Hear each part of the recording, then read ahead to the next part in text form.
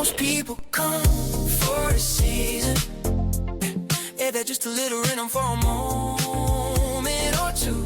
But the rare ones come for a reason. And the reason, my friend, is for me and you. We don't need the minutes, no, we don't need the miles to keep the same love in our. It's been a while, smiles. Yeah, the season. You are now listening to A Different Perspective with John and MarkAnthony.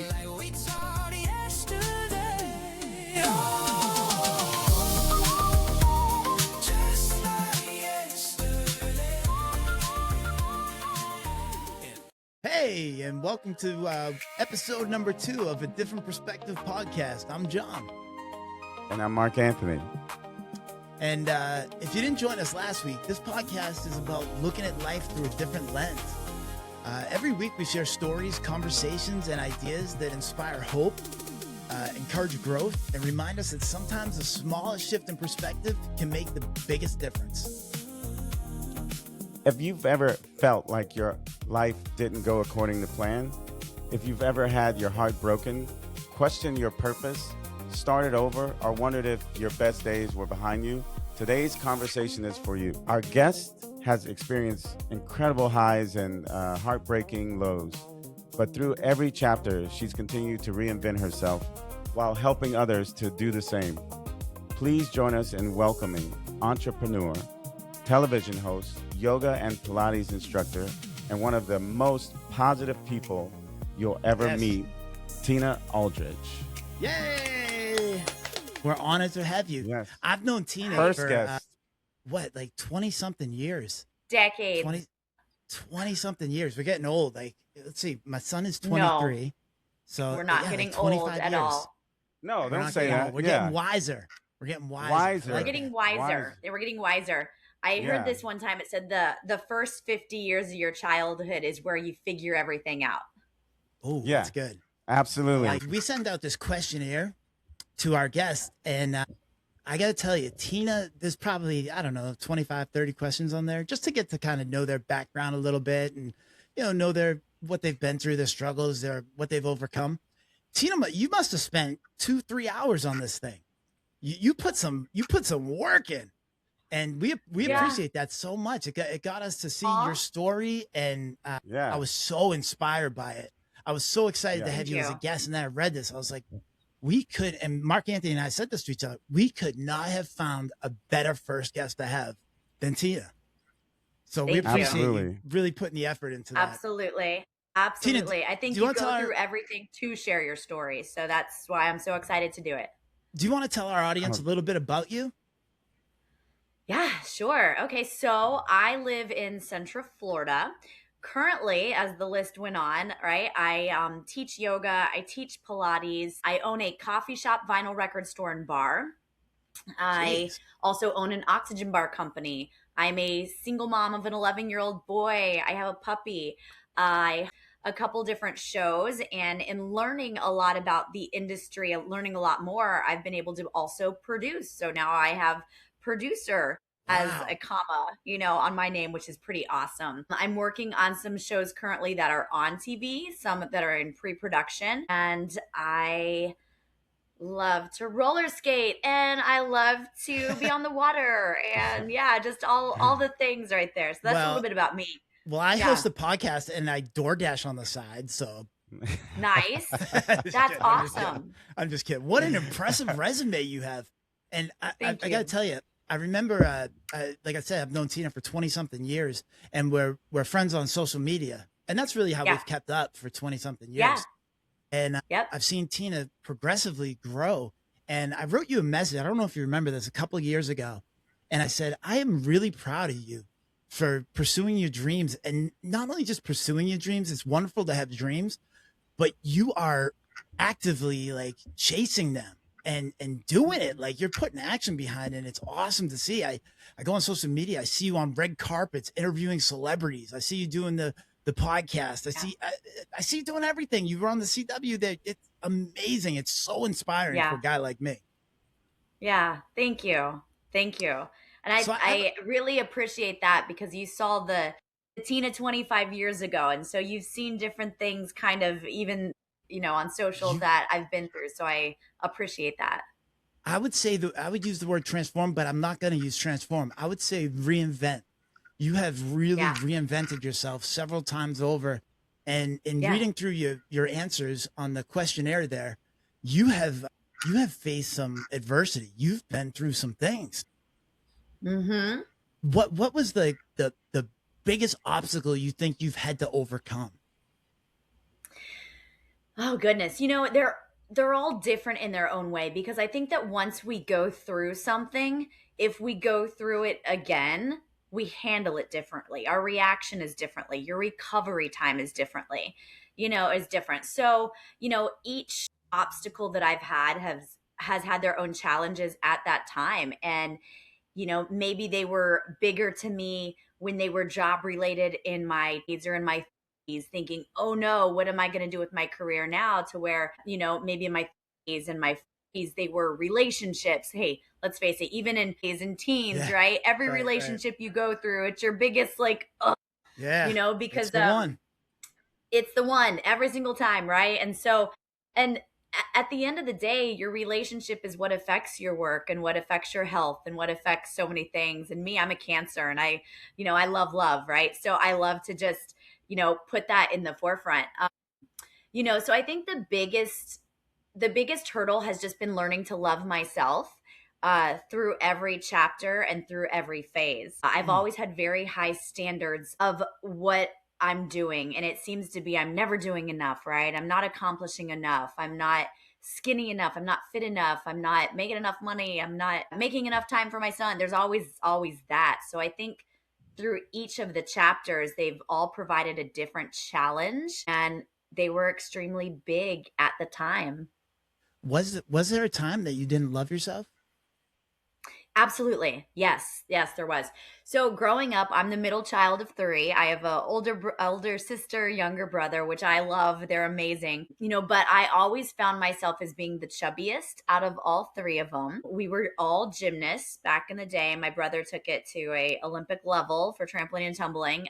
So we were all Wow. competed nationally, internationally.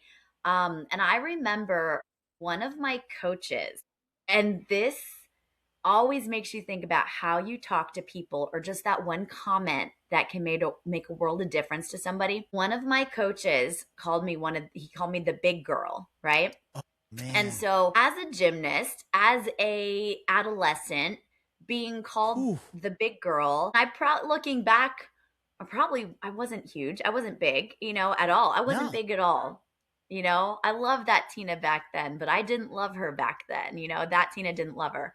And so I think self image almost immediately was just like, gosh, I also was the only child in my family that had to get braces. My teeth were jacked up, right? So I had that going on. Little things like that. I, It's wild. it is, it's so crazy. It's so crazy, And so that came early on, middle school, and then it followed through high school. So I would always kind of look at myself as like, you know, that ugly duckling in a sense. And so there Oh, there were those. I I don't know. like I that. feel I don't like beautiful that. now. Tina's pretty. I'm pretty. She's And you know what? I beautiful. was beautiful back then too. You were. You were. You know? Yeah. And so chasing what I loved in the mirror uh, was tough, because of course that would make me get too skinny, and that would make me, not be the person that I want to be. And then I was chasing money after that to replace that. And then in chasing money and sales, I actually got to be at 212 pounds, Wow. because instead of focusing on my health and focusing what I looked like, I was focusing on the money I had and what I could buy people and the things I could do. Right. And so I've had a people pleaser mentality to everybody my entire life but myself.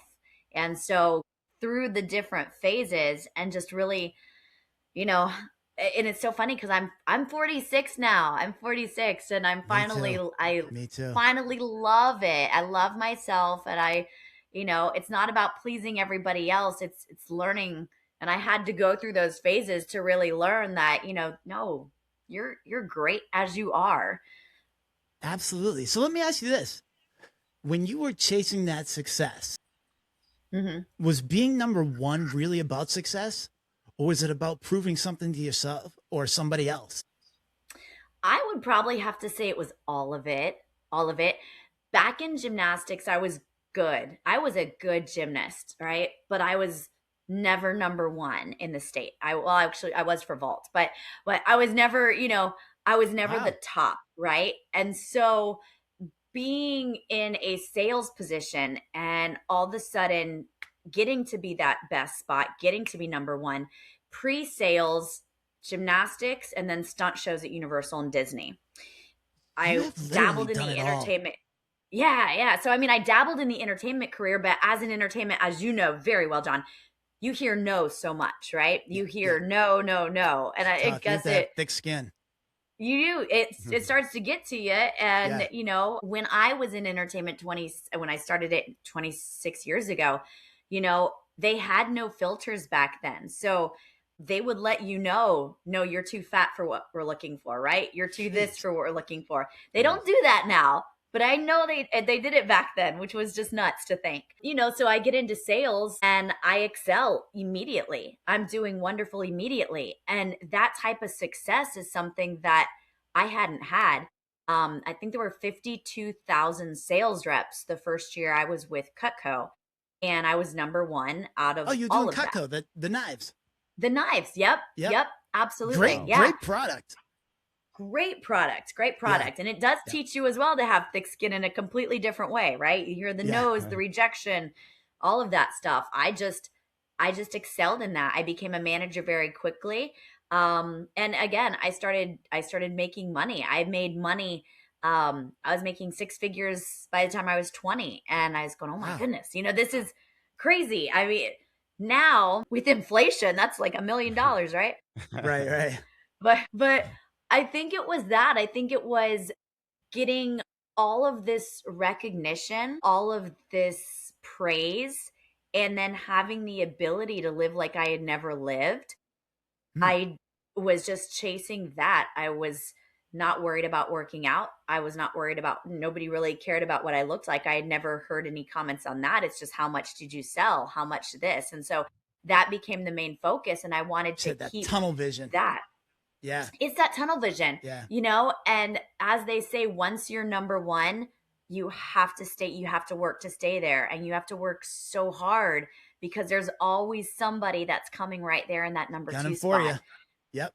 Absolutely. Sales, it's just a different beast, and Whew. one that has giant conferences is so many people that are watching you. Yeah, it put a lot of pressure on me to stay there and to be there for sure. Wow. Good for you. That's amazing. I could see you doing well in sales. You've got, great personality. I think you have this thing that I think is a gift that people have. It's almost like, and I don't say this as an insult at all. I say it as a compliment because I believe I have it too. And Mark Anthony, I know does, but almost like a chameleon feature where you can just kind of blend in with different groups of people. And I think that is so Yeah. important in sales because you're not going to sell to the same person 100 times. You're going to sell to 100 different people.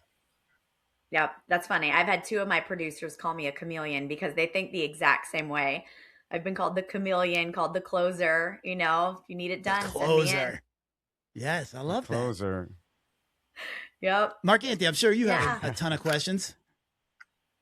I mean, just hearing all of what you've done, what you've accomplished.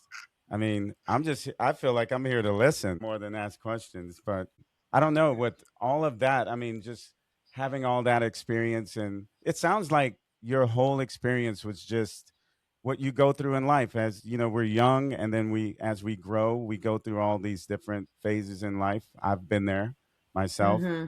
and especially, making a lot of money at times in your life when you're young. You don't, if you've never had anyone like talk to you about money, and you just kind of like you have a good heart and you get out there and you just do what you do. I've been there before too, and Yeah.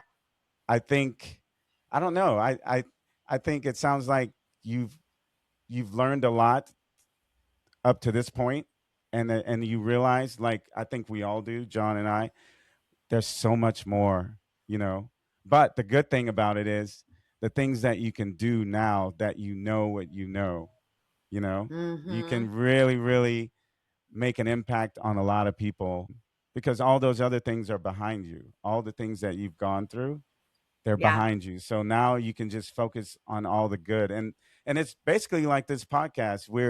We just want to focus on all the good. You know, there's so much out there that's so negative, and this Yeah. is why we did this, to focus on the good. And those are the things we want to focus on too for you. Is like, what is your next step? What is your big thing that you're working on that's just, that's like what we're doing. It's the same thing. We're so excited about doing this podcast and Yeah. having someone like you on it as well. And I read your bio, everything that you wrote, and I was just like, my jaw dropped. I was just like, wow, I Aw. cannot wait to talk to you because there's just so much. And I've been that way in life too. I'm always doing something, and it's like I just want to take advantage of life to the fullest, and I want to enjoy myself and just have a good time and bring people in. They used to call me the Pied Piper because if I was doing something, I would invite everyone. Even if someone was like, don't invite that person, I'm like, it doesn't matter, bring them, just to, I want to make everyone have a good time and, you know, enjoy life the same as I do. When I look at a sunset, it's sunset is great when you're looking at it yourself, but when you got people with you, it's even better. So I have Mm-hmm. my mind goes that route. So I think that having you on our show and you giving us like, what's next for you? What's your next thing? Most importantly. Oh, goodness. I've had somebody tell me one time, if you do so many things, you're never going to be great at one. And I I've think heard with that. that, that's kind of that drive and that fire to say, just watch me then. Because Yeah. as I just gave you the list of everything I'm doing, right? So what's next for me is just to keep on pounding at all the things that I keep doing, right? And to create more. I think all of us had one of those moments during COVID. And Man. whether it was small or whether it was big, we're all sitting Yeah. here going, Mm. some sort of decision, some sort of mental stuff. Well, for me, I'd have to say that was probably one of my turning points. I've had multiple throughout my life. I think one, just to kind of backtrack, a turning point for me with my health was when I Mhm. found out I was pregnant.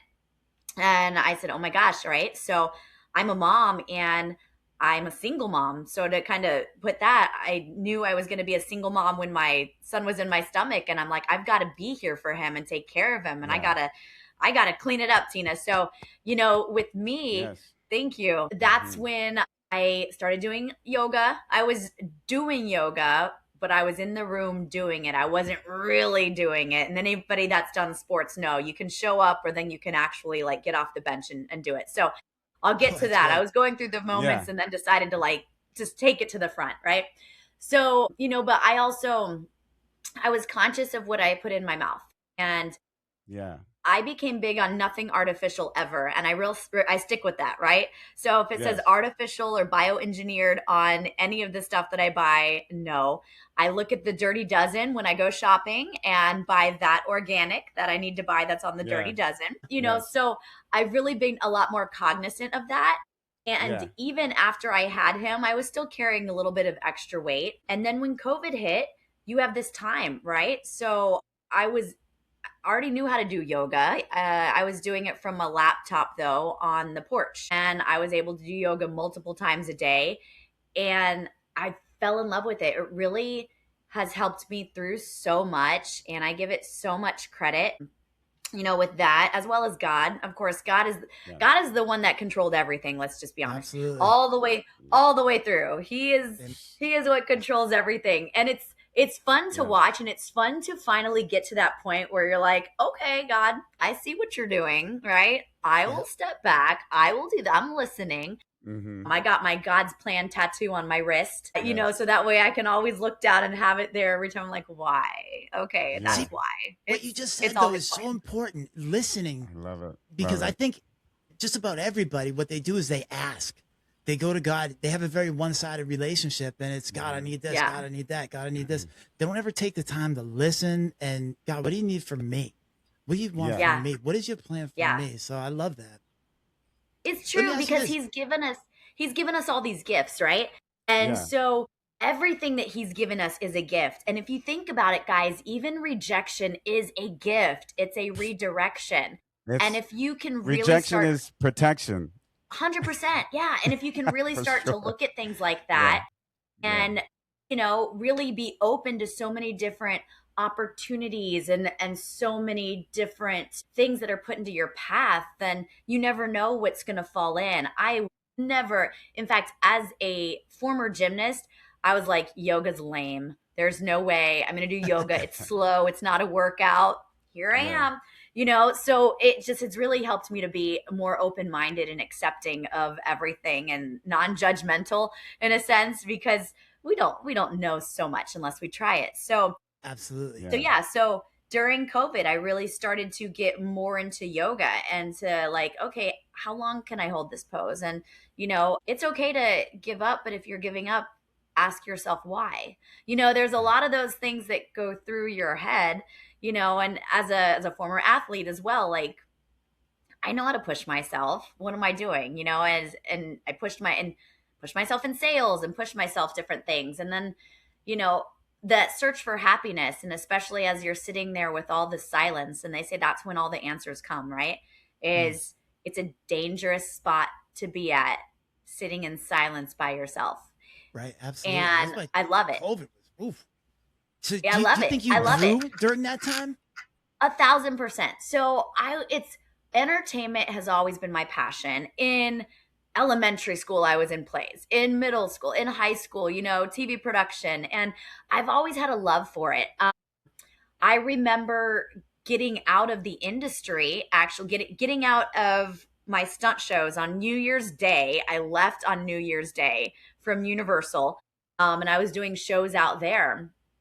And it was a multitude of different things. It was a breakup, and I didn't want to, I was done. I didn't want to work next to my ex and his show. And, my cousin had committed suicide and New Year's Eve. Sorry. And they told me during the show, New Year's Day. And I had a meltdown. I was like, I don't want to be here. I want to go home to my family. Sure. Because I literally just saw him like 2 nights before that. And I remember them telling me, well, we don't have anybody to cover your spot, and so you'll be fired if you leave. And I remember saying, okay, well, I don't ever want to be in a place where I'm just a number. So I gathered up my stuff and I left. And so I kind of went like this with the whole entertainment industry. Right. But I loved it. And it's always been in my heart. And I love performing. I love movies. I love making TV shows. I think we have enough in the world that, having that break, having something that can make us laugh, that can inspire us, that can put us into a different spot, even if it's just for 2 hours, right? That can bring us together. I love being able to create that type of content and put people in that spot, right? So when I did shows at Universal, they would laugh. It's an escape. Want it's an escape. Pictures and all that kind of stuff. And, when I was in sales, I would give talks at conferences to groups, being able to motivate and talks to thousands. But, it's an escape. Yeah. And I found myself using movies, you're Rudy, you remember the Titans, to motivate and to encourage in sales, So when COVID hit, I'm like, that's always been what you love. Tina, why are you are good enough. You have now all this life experience to be able to go back and to audition with not just like, this is how I think they would act, but no, I know how a single mom would act. No, I know how somebody who's been blackout drunk would act. I know how somebody who's been, unfortunately, bankrupt in a sense, spent all their money would act. So I started to audition for things, and, I would pray, and I said, okay, God, if you want me in this industry, just show me, just let me know. And it was just as simple as that. And I remember I had a friend of mine take some headshots for me real quick. I looked up different agents that were in the industry, or that had been 20 years prior to it. And I said, okay, so I'm going to send out this headshot to people in the industry. Now it's 2020. I'm going to see if these agents are still in like I said, God, if this is for me, let me know, right? So I sent out my headshot, said I'm looking to get back in the industry. Here's my resume from 20 years ago. Less than 24 hours, I get an email back from a lady. She goes, "Oh my gosh, Tina Aldrich, I remember you." And she goes, "What are you doing on Tuesday?" "Nothing. What do you need me for?" Like, oh my gosh, right? She goes, "I think you'd be perfect for this. There's a movie being filmed in Howie in the Hills. It's being produced by Leonardo DiCaprio, and it is the right stuff." And I was like, "What?" She goes, "I think you'd be great for one of the astronauts' wives." Okay. Thank you, God. This is my sign. I understand. You want me to keep trying. Cool. Got it. So that was the first thing that I got to do. I went out and did that. Then I got more professional headshots done, sent them out, and then started getting bites. And I'm like, cool, but this is funny. The bites I started getting were like, "Hey, we'd like you to audition for this mom role." Now, keep in mind, the last things I had done was like 20, 21 years old. And I'm like, mom, Right. it was weird getting some of those because I'm like, I'm not the mom role. I'm the hot 20-year-old. And I'm like, oh, yeah, no, you're the mom That's now. right. It's a little different. I'm the hot mom now. So, so I started getting auditions. In my first year back, I landed 23 commercials, infomercials. Wow. Hosting things. And again, I live in Central Florida. We are not the hub for filming things. So I was not getting TV shows or films or anything like that. But for me, my first year back, I was like, cool, grab it. I'll take it. I'll take it. I'll take it. And I see the consistency of what I kept getting. And I'm like, okay, you know what? I'm getting a lot of these infomercial things because I know how to explain a product. Thank you, Cutco. I'm getting a lot of commercial stuff, because I also knew how to manage a business. So I had a spreadsheet, right? And I was like, okay, this is what was sent out. This is what this is. I'm incredibly good at time management, incredibly good at just running it. And so I said, okay, well, let's treat entertainment as a business now and let's see what it brings you. Yeah.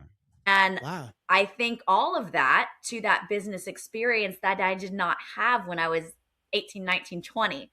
So 23 gigs your first year out after taking a break for 20 years was just had to be from my experience. Very impressive. Thank you. Yeah. Thank you. So Go ahead. I'm sorry. No, I was going to say, so I started it that way, just started juggling it all back. And that's kind of how we fast forward to here and to keep adding things on. As an entertainer and being in the entertainment business, you always have to be ready. You never know what your next role is, right? I feel better. I feel better doing yoga. I feel better doing Pilates. I like staying in shape because I feel good. I sleep 8 hours a night. I love it. It's just, things are double what I do.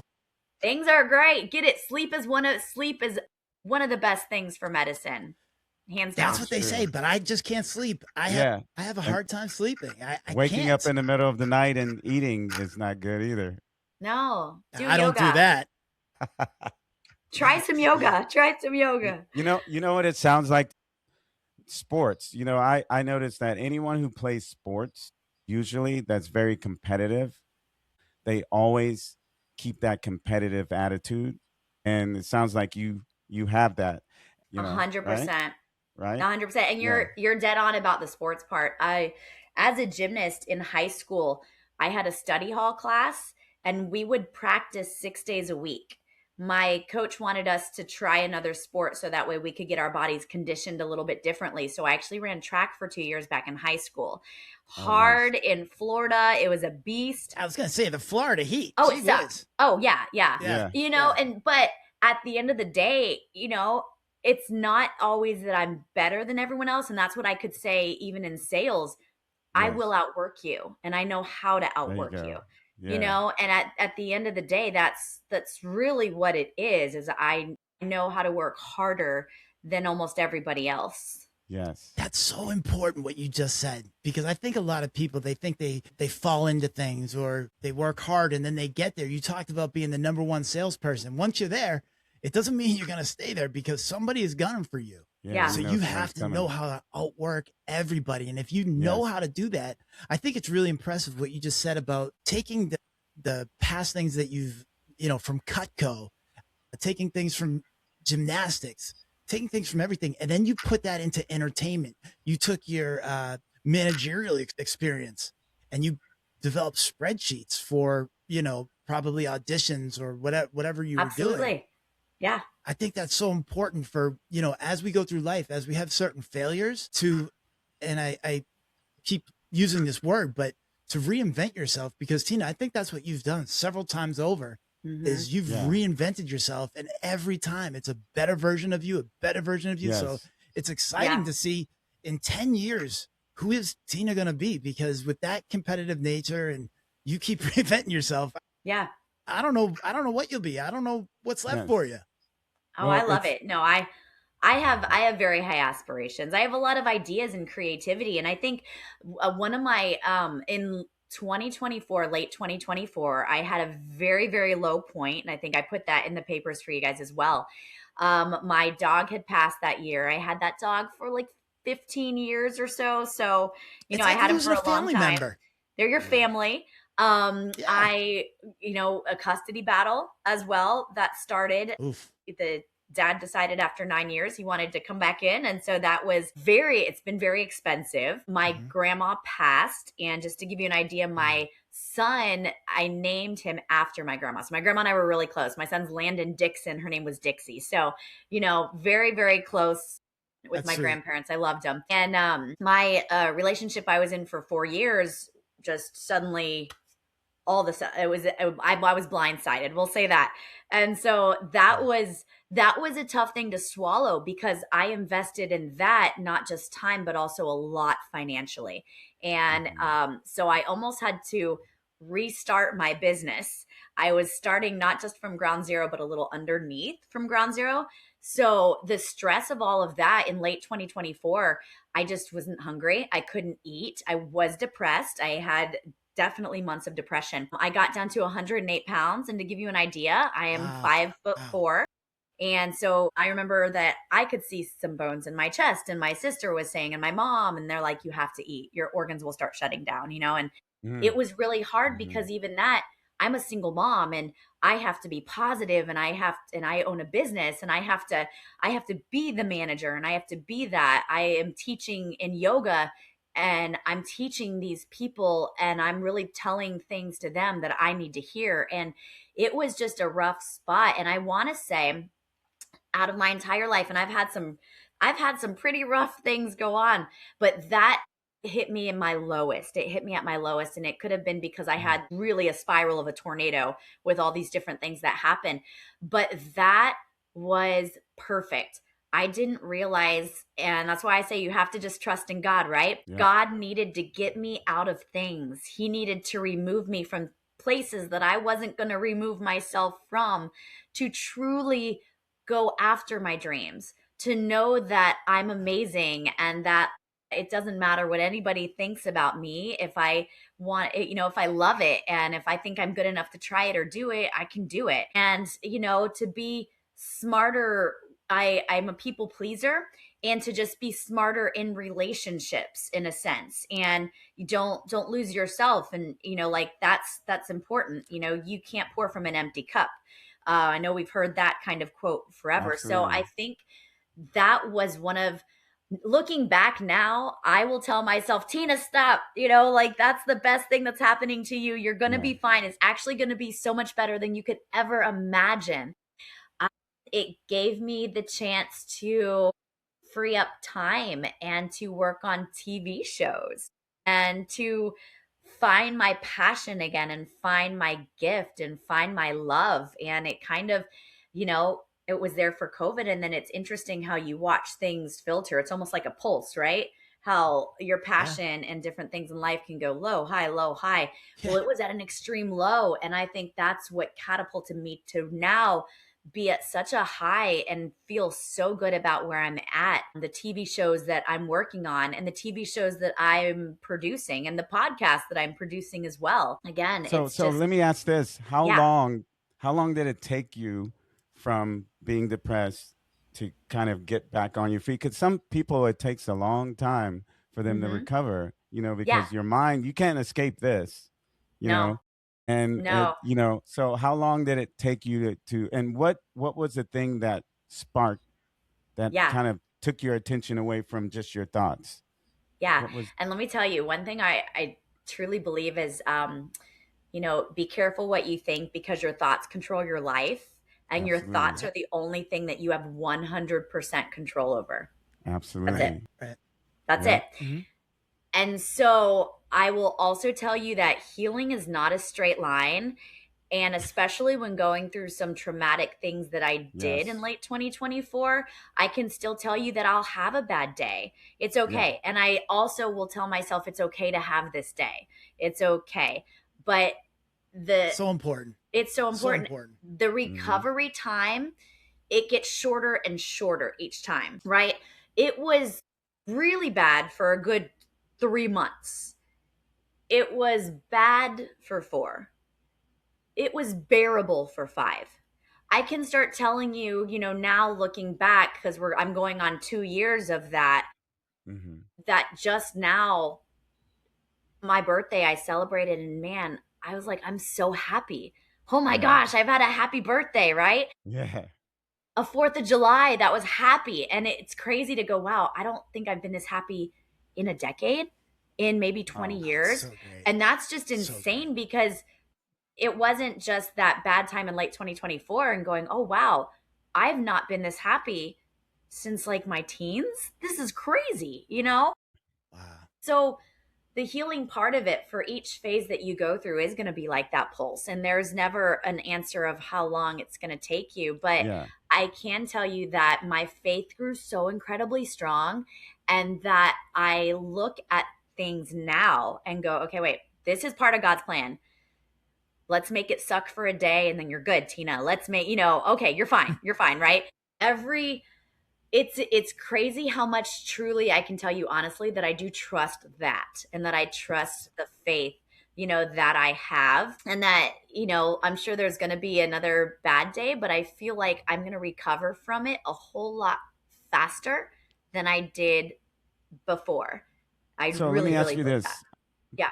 So it's like I read something on our first podcast about small things with big love, and like the small things that you had to do to kind of motivate yourself. What were the little things? Because people listening may be going through something like that, and then you Yeah. want to like give them a clear view of how you managed to deal with the ups and downs, and then how you kind of picked yourself up and said, I'm going to go outside today and I'm going to take a walk. I'm going to do this. Yep. I'm going to try this. And, we've all been there before. I think all of us. Yeah. And I have. And there's certain little things that you do, you have to push yourself and say, let me go hiking. Let me Yep. fly a kite or whatever, But what did you do to kind of push Fly yourself? a kite. Yeah, man. Hey, man. I can't wait to fly a kite, actually. That would be so cool. Ziggy Marley said it best on one of his songs, man. Let's go fly a kite. I love Look it. it up. I I love don't think it. that's what he was talking about. Gosh. No, not that kind of kite. That's a great question. And I feel like I, was put through all of that so I can tell somebody. So Absolutely. I own a coffee shop. Absolutely. I love it. There you And go. the first thing I can say is don't isolate yourself. People love you and they Oh, want to man. be your Yeah. friend. They want to Man. listen, they want to help you. Do it at your pace, right? And there is no correct pace. So if you're not ready to talk to somebody, don't. But man, when you are, just let them. If there's somebody there that you trust completely and you just want them to sit on the couch with you while you cry through a movie, let them do that, because it also helps them feel better too, right?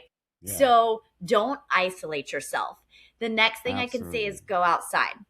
So get in the sun. Most of us, if you look up this stat, it's just crazy. And I tell this to people all the time. Go outside. We're vitamin D deficient.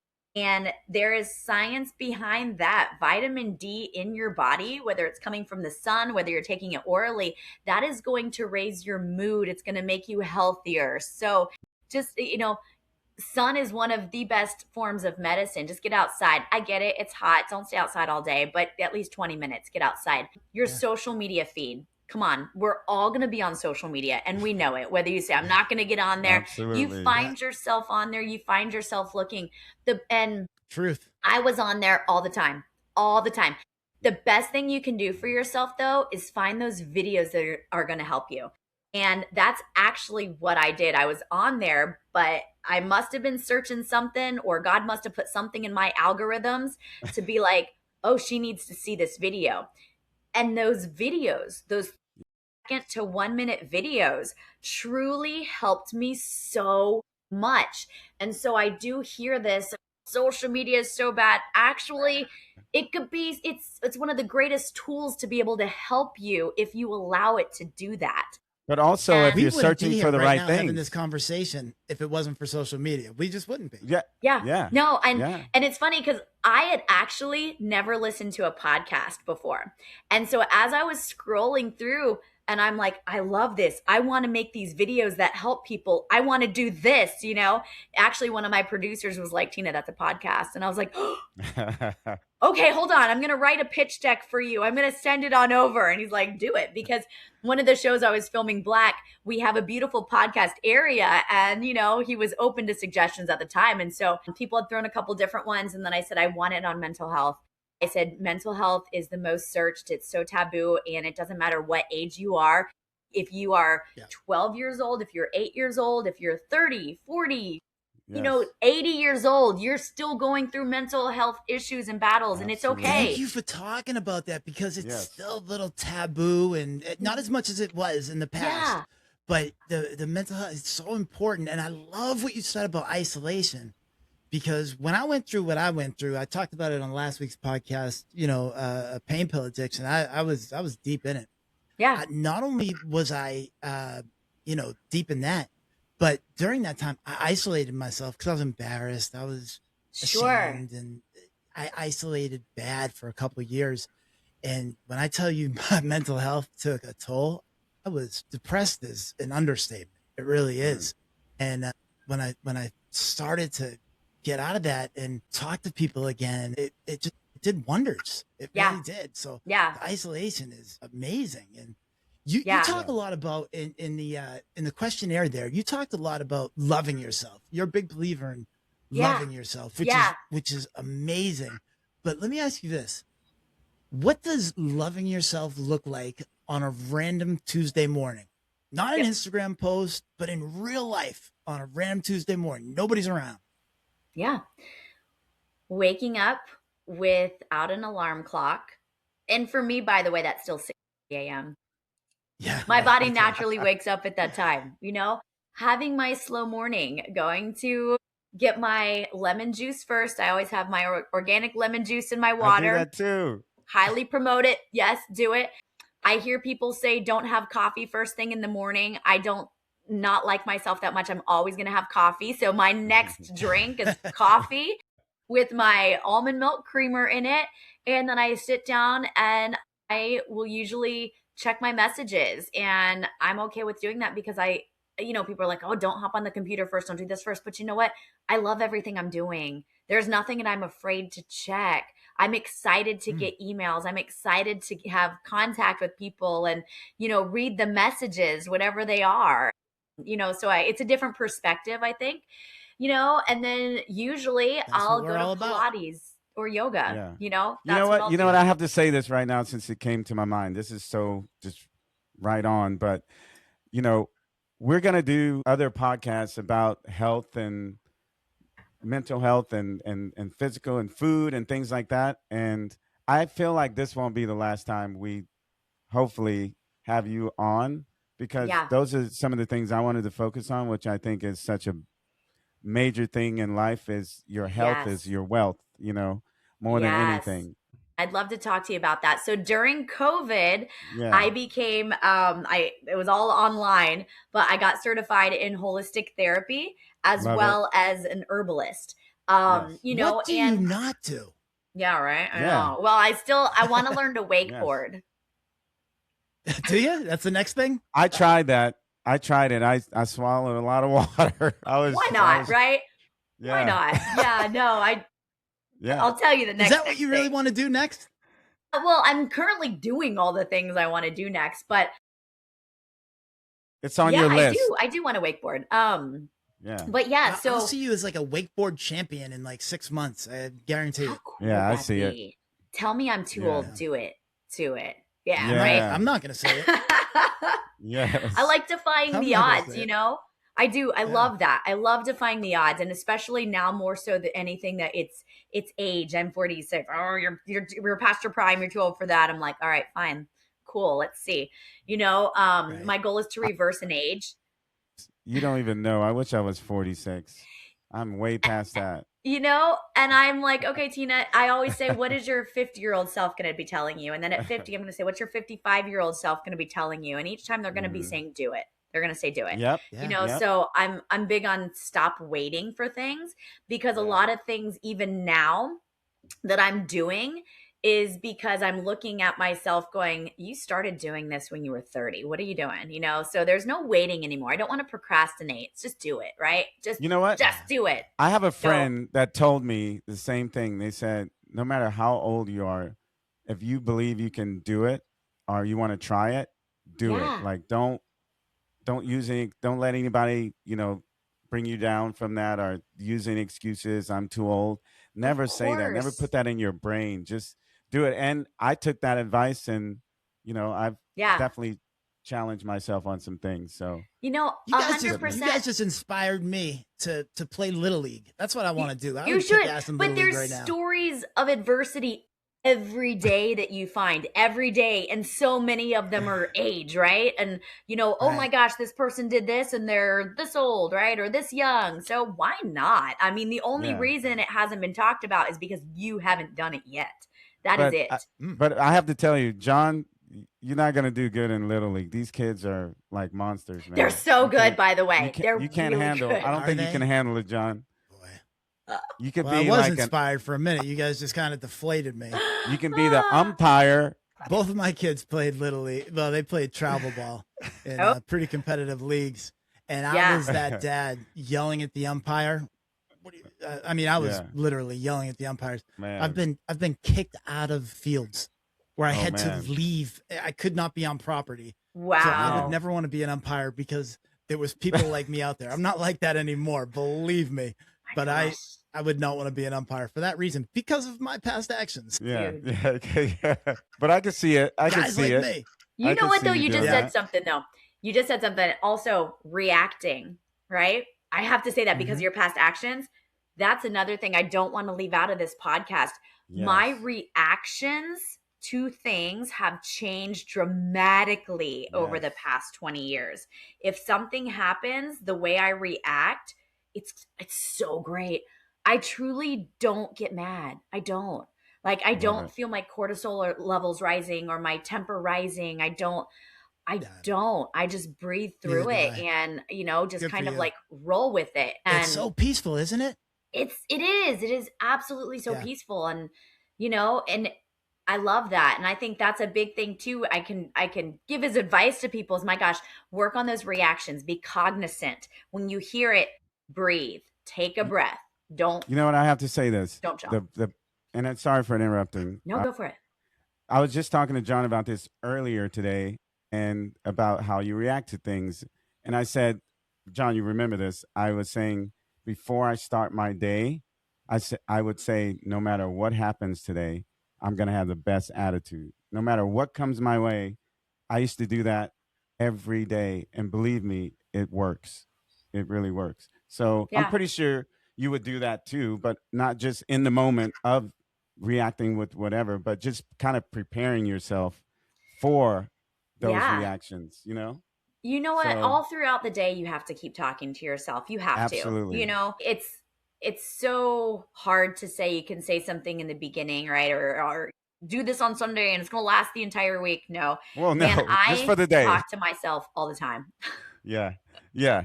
You have to. But it's have good to. to start your day that way, knowing that 100%. something may come your way, and I would say every day I would do that, and then when it Yeah, actually appeared, I was already ready for it. You know what I Yep. mean? absolutely. Yeah. Absolutely. Back to what Yes. you're saying about reactions. I heard this not long ago. And when you think about it, it's so true. Everything in life, I challenge you to tell me one thing that is not either an action or a reaction. Mm-hmm. You can't. Mhm. Everything in life is either an action, Action or or a reaction to Absolutely. something. Yeah. Oh, yeah. It just is. So your reaction, I'm glad you mentioned that. I'm glad you said that because I Yeah. think that's so important. And I have one last question for you, Tina. Yeah, go for it. You can have a couple. You've spent, I'll take you up on it. I will. Tina, you've spent so much of your life helping other people feel better about themselves. And I can tell from the questionnaire. If the 108-pound version of you walked into this room right now and sat across from you and said, I don't know how to love myself anymore, what would you say to her? So let me sit two girls in front of you. Let me sit the 108-pound Tina, and let me sit down the 212-pound Tina. Okay, even better. Yeah, right? So they're both sitting in front of me now, right? I would probably have to tell them that if you fast forward, if you could, what is that Christmas show? Is it Scrooge, right? Where he gets to see all the different versions? Yes. Yep. Yeah. Okay. Like a Christmas. The Christmas story. Yeah. It's Scrooged. It's Yeah. Scrooge. You know, Yeah. I would just try to grab up those girls and I would hug them and then I would show them this version, right? I would probably get this tattoo a lot earlier, God's plan. And they say you truly find him when you're at your lowest point, right? That's when you do. And I've had multiple low points and stuff, but I guess this was the lowest to be able to get that. You know, I would just let her know that it doesn't, like, nobody else matters. That Tina matters, and you are beautiful. You're beautiful at 108. You're beautiful at 212. You're healthy right now at 129. You know, let's stay there, Tina. But I want, to show her that there's so much more. There's so much more to be able to look forward to. And what's the tough thing is that you go through those things because you have to get to here, Right. I don't really know if there's that perfect answer for her except to hug her, right? And to love her and show her that this Tina loves her. Because each time you do, right? You have to love all of those messed up versions of yourself that you had, and to relate to the drinking. I had so many nights of blackout drinking that I had to go get my coin, and I am sober now. And so, good for you. Congratulations. I get all of those things, waking up going, holy shit, what just happened? Where am I at? Right. So, I mean, what did I act like? And making the fool of yourself and hating those versions of life that you did, right? Yeah. Why did I have to go through that? Right. So, I love her. She went through that because she was trying to mask something. She was trying to impress something. She was trying to dull a pain. And, it's okay. It's all right. Now I've just found different ways to do that. Yeah. Here's the good news. Awesome. That 108-pound version, she found her way. She found her way. She made it. She found her way. She's working on the Road Unscripted, right? So that's the podcast that I'm doing. It will be launching on the Drop TV network. The Drop TV is now available. Everybody has to check that out. Yeah, it's on Apple, Samsung, Roku, Fire. You can download it right now. The Road Unscripted is also, we pre-launched it on social, so you can find it on TikTok as well as on Instagram. Pretty amazing guests, life stories, very similar to what you're doing. I think there needs to be multiple platforms out there for people to hear and get motivated. Agreed. Another show that I am working on myself personally is called The Festival Trail. And do I have time to talk about this? Yes. You do, absolutely. Okay. Yes. Okay, so this is your time. Yes. Awesome. Okay, so yes. With 2025, again, I'm healing, right? I'm going through and doing my yoga, starting up some Pilates, getting my business back up to where it's got people walking in the door and I'm happy with it and I actually want to go there. And, also this show that has been in my head for a while. So as, post-COVID, I became the host of a show called Georgia's Hotspots. With that, I was able to do a lot of the work behind the scenes as far as location scouting, the concept of it, reaching out to people, kind of the the whole production side of it, which was really cool. And I was like, this is so fun. What if I was able to do this on a national level, right? And so we talked about it for a bit. And just as the industry does, nothing came to fruition, and that's okay. And I love him and I love the show, and it gave me such an incredible learning experience, an incredible platform. And I just remember sitting by myself at home one weekend, and I just, it's not that you want to go out or anything. It was still part of that healing process, right? I want to sit at home, and I'm doing some things on the computer, and financially I also didn't have money to take vacations or anything. And you're still digging yourself out, but I thought, what better time to start writing a pitch deck for a show but now. So I created the festival trail, and the concept behind that is to highlight some of the most iconic, longest running, and largest festivals in the United States. And I put together this spreadsheet of over 100 different festivals. And I mean all different kinds: music, non-music. It could be the largest festival in Georgia, the largest festival in February, the largest onion festival, right? So I mean every genre imaginable. I didn't want it to just be the rah-rah of the festival.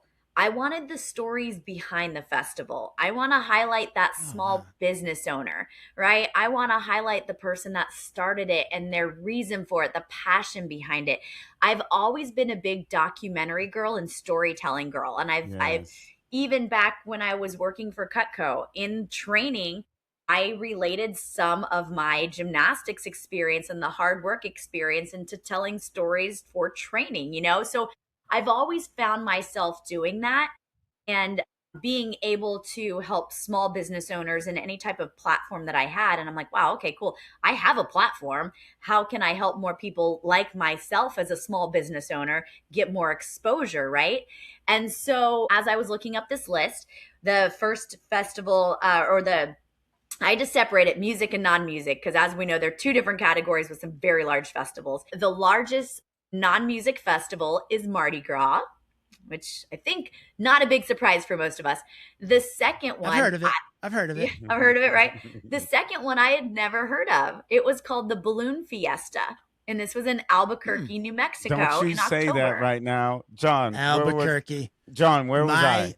I was just there. He was just and there. I just got invited to the next one.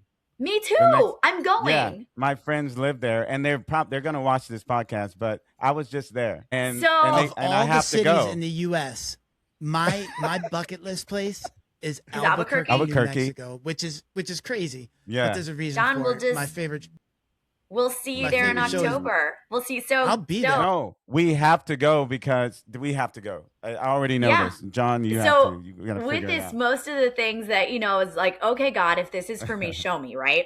So I said, okay, let's check out and see if the Festival Trail domain is available. So it was available. So I bought thefestivaltrail.com. I got it on all the socials as well. And then as I was looking at the festival, the Balloon Fiesta, I'm like, ooh, this is in October. Oh my gosh, this is 2 weeks away. I can't afford this. Is crazy. And I'm like, let me look at the points I have on my credit card.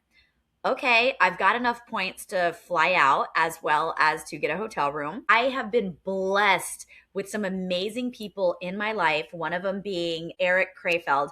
I met him in 2020. He was my cameraman at Nudie on the Beach, then cameraman at red carpet events, then cameraman on Georgia's Hotspot. So him and I have connected through the different projects, and it's almost like we can look at each other and he knows where I'm going. It's like when you have that type of relationship and you're nice. On set, that is a blessing. I love working with him. He's wonderful. So I said, I called him up and said, Eric, I have this concept. I think it'd be great. I would love to film a trailer. Here's the thing. It's in 2 weeks. I can't pay you for it, but I have enough points to pay your travel. Would you come? He's like, ask me no more. I'm coming. No problem. He rearranged his schedule. I was not going to miss a baseball game, right, for my son. And he was in baseball season. So I had literally a 24-hour window to fly out there, film as much as we could for the day, and fly back. So I had gotten a yes from Tom Garrity. He is the one that got my email. And he said, I think it's a great idea. I love what you're doing. I'd love to have you come out. So I made it happen. So I fly out there. And when you could say everything that could go wrong was going wrong, like a 5-hour plane flight delay, like everything, it was just bad. We get out there and I meet Tom. Tom is fantastic. Tom gives us the tour. He's talking to us. And I say, man, you really know a lot about this festival. Have you worked for me your entire life? And Tom says, well, I used to work for a news station out in California and I covered this festival. So I knew a lot about it.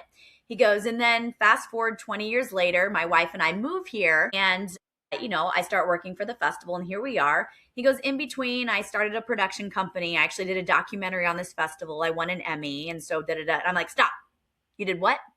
I'm like, you happen to be the person that got my email and you're the one who's taking me around that I'm talking to. I'm like, this is my sign. I was like, take me to all the places you did to win this Emmy. I'm like, I want to win an Emmy. I want an Emmy. And he was like, I think you can get one. This is an amazing thing. You and can get one. I think you're great, Tina. And I was like, okay, this is great. Well, it got rained out for the second part of the festival. So we only got the first half, but I'm like, okay, maybe that's enough, right? So this is the largest hot air balloon festival in the world. Yes. Paris, France comes in number 2. It blew my mind. This I had never heard of, and now I'm never going to miss it. This is one of those festivals it was like, it takes your breath away, literally. Yes. One of the people that I got to interview there was a guy who owns Perico's breakfast burritos. Because I said, okay, what's the vendor that's been here the longest, or what's the festival food? They go, oh my gosh, these breakfast burritos. He's been there for 30 years. He introduced me to his son, to his grandson, who he'll be passing down this business to. He sells 20,000 breakfast burritos over the course of this festival. And he said it helps to support his entire family and pay for the restaurants. And listening to this story, knowing that people line up at 4:00 in the morning to get these breakfast burritos makes you just want to go get it, right? And support him. Yeah. All the people, it was amazing. The people that we talked to, I had this one lady, because she saw us talking and we had a camera, and she comes up crying, literally tears coming down. This has been on my bucket list since I was a little girl. And I'm like, oh my gosh, roll camera, roll, we're getting this film. And it was just the reactions, the people, and I'm like, this is what I want this show to be about. This is exactly, in that little time of footage I was able to get, this is exactly what I wanted. Oh my gosh. I'm like, okay, all right, God, cool. I love it. Bring me back home. I came back home. I said, all right, let me try sending out some emails and just see. Schedule's tight. I don't have the money to get to anything else. The next biggest festival is the largest festival non-music. That's Mardi Gras. That's going to be so expensive. God, show me if I'm going to be able to get there. I sent an email. This is going to make me cry. The city of New Orleans. It's good for the clip. Clip it. The city of New Orleans paid for me and my crew to come out and film Mardi Gras. They paid for us to stay in a hotel in the French Quarter. They gave us a per diem per day. I was like, okay. Good things happen to good people, Tina. Yeah. Okay. Good things happen to good people. They connected me with the crew of Orpheus, who was actually Harry Connick Jr.'s crew. We got to go on the balcony where he toasted the crew of Bacchus. Like, this stuff is incredible. We got so much footage. It was Mr. so amazing. Mardi Gras. This is Mardi Gras. And the people that were telling me thank you, they said, thank you for doing this.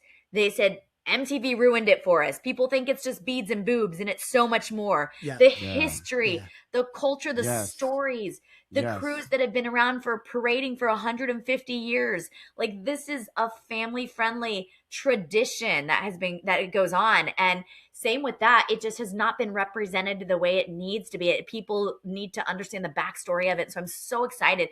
The cool thing about Mardi Gras too is that it can be covered every single year, and you get a different story every single year. There's over 60 parading crews. You got the first female crew. You got all of these that have their own stories with it. And I am excited to cover it every single year. And I'm so incredibly grateful to the city of New Orleans for bringing us out to do that. Shout out to New Orleans. Right? So I got connected. I did a podcast and I got connected with a production company here in Orlando. I told the story to this guy on my podcast, James Costa. So thank you, James Costa. He said, I have some people I'd like you to meet because I really feel like what you're telling me would really connect with the way they do in their production. And so Oxenfree Film and Motion Picture has taken a leap with me, and we've signed a shopping agreement. And so they will be producing the show. What? It's incredible. So they're shopping it around. This is unbelievable. It's like I said, and this was 2026. So this is just this year that I went to Mardi Gras to film this. I'd like to thank the city of Macon. I also went up there and did the largest international cherry blossom festival. You would not they think have a big rodeo there too. You think Japan, you would think Washington, but it's actually Macon, Georgia. That has the largest cherry blossom festival due to the amount of trees. It has more trees, cherry blossom trees, than anybody. It was just incredible. And then again, the people behind it, the tears that were telling me about what this festival means to them and their business, and just like, oh, it's just incredible. I'm so excited to bring these stories to light to people. I want people to sit on the couch and watch this with their fiance and go, man, that's where I'm going to propose, right? Or not, then their girlfriend say that's where I'm going to propose, or their 50th wedding anniversary, and they go, I'm going to take my spouse there and surprise them. I want the families to get off social. I want them to watch it together and plan their next family vacation. And really, when they're there, take it all in. Take the meaning of the people, the festival, the passion behind it. Maybe find a new thing they're passionate about.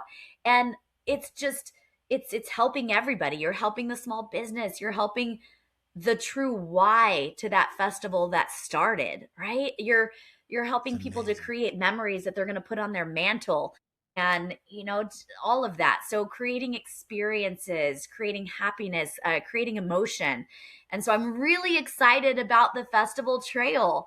And well, I don't have a fiance, but I am going to watch it. I'm going to sit by myself on the couch, and I am religiously going to watch it, and I will promote it on my socials, of course. Thank you. But hopefully, maybe in 6 months, a year, I'll have a fiance sitting with me, and we'll be watching. And we'll be watching it together. Yeah, you never know. Or you know so what? I'm going to be. You plan that solo trip, right? That you were never gutsy enough to take, and you go, man, you know what? This looks really interesting. I'm going to do it. And why not, right? Why not just do it? And that's what we all say, just do it. And so I'm excited to see where this is going. I know it's going to go somewhere. I'm extremely passionate about it. And like I said, things have been lining up correctly. And when they're not working out, I got to know that's also part of God's plan, right? And so far I've had to pivot on a couple things, but that's all part of it. And I know that I truly believe in the story behind this and the reason behind it. And I cannot wait to keep on doing it and producing it and hosting it and bringing it to you guys. I know it's going to work out too. And I'll tell you why, because I believe in you. And if you're behind this, absolutely, it's gonna be successful. It'll work.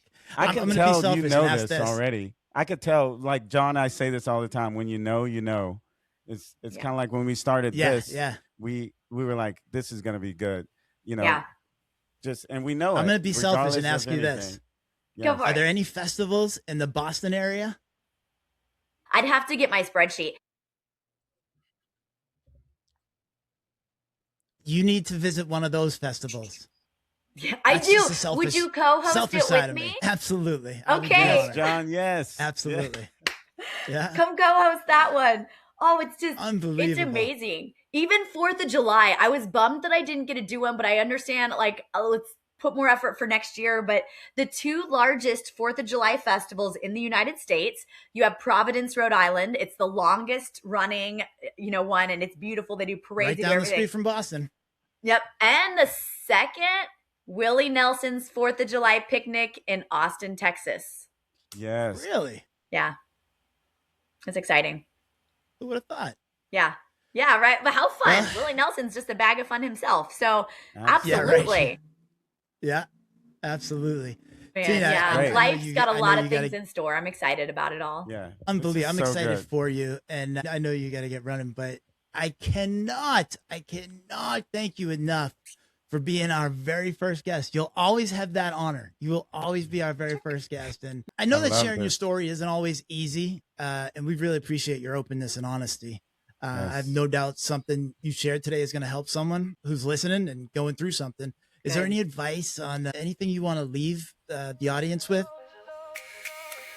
You are not done unless there's a tag on your toe. It's not over. It's not over. There's so much more. And you are not on anyone's timeline. You're not even on your own timeline. Believe it or not, you're on God's timeline, and you don't know what that is.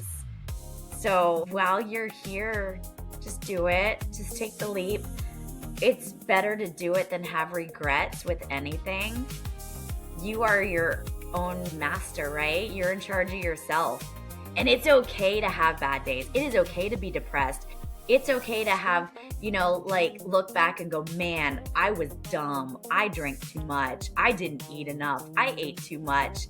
But hey, you're in charge, right? You're the author. You can trust the author. Wow. You are so impressive, Tina. You really are. And you have 2 new fans.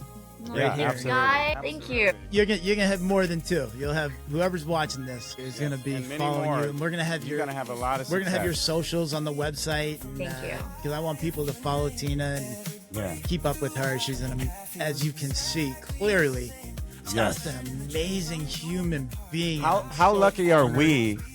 How lucky are we to have you, a person like you, on our first show? So amazing. Like How lucky am I? Wow. You guys are badasses too. Isn't it great? We create our own luck though. Yeah. Absolutely. Yeah. You got to take the first step. I love this quote. What is this quote that I said earlier, John? Congratulations, you failed. Most people don't even try. Yeah. Yep. It's true. So it's true. Yeah. I love it. Yeah. Where do we go from here? I think we've said all we can say. I mean, you'll have me on again. Definitely want to be on that health one. Like I said, I am a giant advocate of that. It truly does. Whether you want to listen to it or not, your health truly has a lot to do with your mental health, for sure. Absolutely. Yeah. Absolutely. Man. I'm. Go ahead. I don't even know what to say anymore. I mean, honestly, I think you're a dream girl, or dream woman, but we're going to dedicate this song. We're going to put this song up on our website. John wrote this song. It's amazing. It's called Dream Girl. You're that. You are that. John, you got to do it, man. I'm putting him out there. I throw him under the bus all the time. But this song is amazing, and you are that. Thank you. You are the definition. He's incredibly talented. So, John, I appreciate you always supporting me. Yes. And let me tell you, every time that I hear the song Africa from Toto. Oh, wow. I think of you. You did my favorite version of that song ever, hands down. You did my favorite version. Thank you. So for those, I was in a band 25 years 913, ago. right? 913. And we did like a it was like a punk rock version of Africa. It was pretty awesome. But I seriously, I love it. Well, Tina, we're gonna post your socials on the website, and we're gonna post you all over the place. So awesome. We want people to, after watching this, you guys know why we recommend you follow her, and we don't even recommend. Yes. I know that you want to follow her. You have one new fan over here this is who for she sure. Is. Thank you guys so much. I greatly appreciate it. Tina, thank you so much, and we'll talk soon, okay? Sounds great. Have a good one. Bye for now. All right. Bye, Tina. Wow. MarkAnthony. Man. She was amazing. We are so blessed. Yes, she was amazing. Absolutely. Absolutely. She I never felt like I would be a guest on our show, but we were today. I felt like oh man, God. Wow. She threw some gems out there, man. Absolutely set the bar really high. I reached out to Tina, and I asked her if she'd be interested in being a guest. And with everything she has going on, you guys heard everything that she has going on, busy schedule, that she took the time to come and be on our podcast as our first guest, as we just kind of get this thing up and rolling. It means so much. So we're in her corner, and we hope that you are too. And to everyone listening or watching, thank you for spending your time with us today. If Tina's story encouraged you, share this episode with someone who might need to hear it. Remember, sometimes all it takes is a different perspective to change a life. We'll see you next time. Absolutely. Take care.